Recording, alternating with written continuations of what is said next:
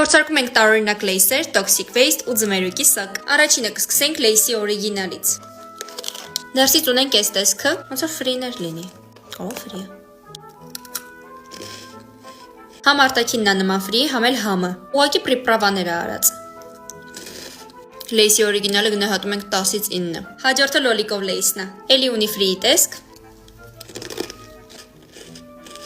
Չգիտեմ կամպանիայում որ գեյնին է սա մտածել, բայց շատ համով է։ Լոլիկով տարբերակը 10-ից 10 եմ գնահատում։ Եվ վերջում փորձարկում ենք ջրիմուռներով լեյսը։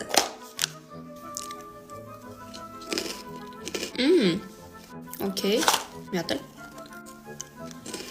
Համը շատ նման է կրաբով լեյսին։ Ուղղակի ավելի թեթև ծովային համը ունի, բայց ես սա կգնահատեմ 10-ից 9։ Շատ համով է։ Ինչպես տեսնում եք, լեյսերի համար վճարել եմ 890 դրամ։ Կարծում եմ առաջին անգամ փորձելու համար լավ գին է, բայց հետագայի համար բնականաբար շատ թանկ է։ Քանի որ իմ ամենասիրելի միրգը կամ հատապտուղը կամ, չգիտեմ,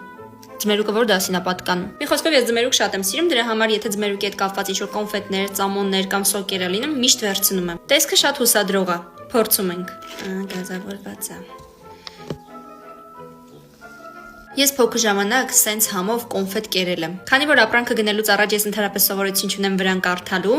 գնել եմ գազավորված ըմպելիք։ Իսկ ես ընդհանրապես չեմ օգտագործում գազավորված ըմպելիքներ։ Բայց անկեղծ ասած շատ համով էր, եթե իմ նման ձմերուկի սիրահար եք, հաստատ ձեզ էլ դուր կգնահատում ենք 10-ից լիմոն։ Մենք այստեղ դեռ ունենք toxic waste, բայց քանի որ վիդեոն շատ երկար եղավ, մենք սա կփորձարկենք երկրորդ մասում։ Իսկ ձեզ շնորհակալություն, որ մինչև վերջ նայեցիք։ Հետևեք ինձ, որ չկորցնեք, որովհետև եթե եւս 7680 հոգի միանա իմեջին, մենք կդառնանք 30000։